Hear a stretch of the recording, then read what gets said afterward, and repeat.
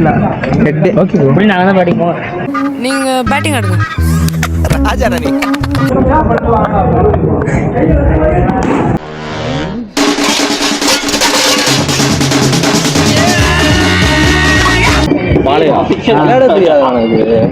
உனக்கு ஆடவும் தெரியல. சரி பேசாம உக்காடுறானா கேட்கவும் மாட்டேங்கிற. விளையாடுவானா தெரியுமா? தெரியல.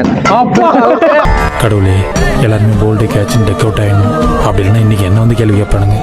நீதான் happy. Thank you so much. கார்த்திடா.